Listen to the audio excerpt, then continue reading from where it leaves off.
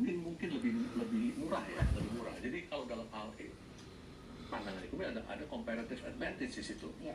Tapi saya mengatakan bahwa tidak hanya dari segi itu. Ya. Kalau dari segi kualitas pun sebenarnya juga orang-orang Indonesia kalau diadu itu banyak yang bisa bersaing bahkan unggul. Ya. Jadi juga punya qualitative advantage. Jadi bukan hanya komparatif tapi juga secara kualitatif dia juga punya keunggulan. Nah, ini kalau digabung dalam satu pasar yang diperbesar harusnya menjadi strong point kita. Jadi artinya ini masih teori nih harusnya, tapi kenyataannya kenyataan di bawah itu ada ya. Tinggal sekarang ini dikombin, diolah supaya itu menjadi kenyataan. Tapi modal dasarnya udah ada. Oke, modal dasar sudah ada. Sekarang kayaknya Pak psikolog punya tugas dong ya untuk kemudian mengolah, mengcombine itu tadi sehingga dia menjadi sesuatu yang betul-betul bisa bukan hanya potensi, menjadi real ya. Kalau Mas Chandra menanggapinya tadi Mas itu, jadi saya kagum dengan Bapak nggak enak. Mas Chandra menanggapinya bagaimana dari sisi psikologi? Ini pekerjaan bidang psikologi ini kelihatannya jadi tambah luas dan menembus batas-batas yang tadinya orang katakan ini bukan bidang psikologi. Ternyata enggak. Saya sebenarnya berprofesi sebagai psikolog itu mohon maaf nggak pernah, tapi saya lebih sebagai industrial psychologist. Sebelum saya masuk ke dunia pemasaran dan sebagainya. Jadi agak muter dikit ngomongnya karena begini, kita baru aware, baru sadar bahwa banyak sekali bidang-bidang yang memerlukan sentuhan ilmu psikologi yang selama ini dan sebelum ini tidak disadari orang. Nah, khusus terhadap bidang pariwisata yang terjadi juga sama. Mulai dari garda depannya, frontlinernya ya, lalu pengelolaannya sampai di katakanlah di backbone atau back office-nya juga itu ternyata memerlukan sentuhan dari disiplin psikologi. Di mananya? Itu dalam berbagai hal. Di semuanya.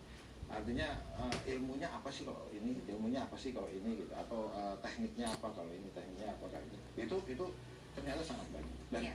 Dan sadar nggak sadar itu yang dimanfaatkan oleh masyarakat atau pelaku atau praktisi bisnis itu sendiri atau industri itu sendiri. Tanpa sadar mereka menggunakan aplikasi itu. Sebagai contoh misalnya begini, di travel agent misalnya gitu ya, atau di garda depan ketika kita mempromosikan pariwisata di Indonesia gitu. Bagaimana kita mengenali pasar kita, bagaimana kita menarik orang supaya tertarik ke dalam, ya itu sebenarnya sudah masuk di situ ilmu psikologi. Untuk bisa mengenali pasar maka ilmu psikologi masuk di situ. Bagaimana kita tahu needs dan wants-nya segala macam. Yang saya pikir secara instingtif orang-orang itu punya, tapi di sini harusnya lebih sistematik lagi. Oleh karena di luar negeri yang saya lihat ya, di negara lain yang lebih maju gitu kan, hal-hal ini udah menjadi suatu yang bahkan prosedur ditangani sehingga tahu gitu ya bahwa ada teknik-teknik yang mulai dari kajian lalu teknik prosedur yang ini loh kalau menghadapi ini seperti ini bagaimana kita menyusun strategi untuk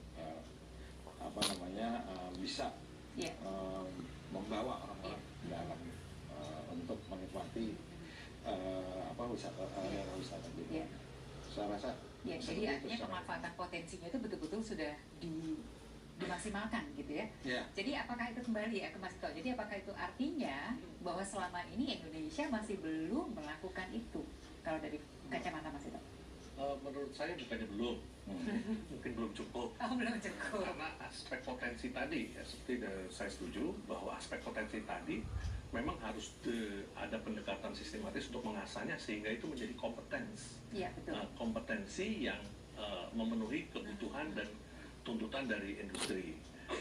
Modal tadi saya bilang kan saya lupa menambahkan bahwa modal Indonesia dalam hal ini banyak orangnya dan kemampuannya juga, kompetensinya juga boleh saya katakan kompetensinya sudah pada titik yang boleh dikatakan cukup bersaing.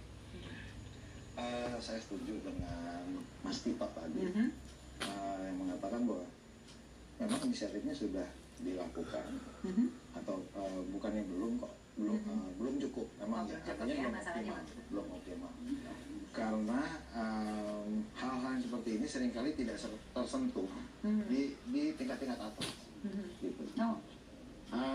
Anggaplah ini seperti kita bicara smart itu kan bagian dari service level ya, bagian dari service level di industri jasa yang bagaimana potensi yang seperti tadi yang sifatnya budaya yang merupakan bawaan itu menjadi sesuatu yang produktif bukan yang kontraproduktif karena senyum yang kontraproduktif banyak loh dizolimi tetap senyum jadi tidak produktif ya jangan selalu senyum dalam setiap keadaan jadi harus menempatkan senyum pada tempatnya ya begitu kan jadi artinya kadang-kadang gitu sehingga yang namanya bawaan itu kan akhirnya menjadi istilah kedokteran namanya anomali kongenital.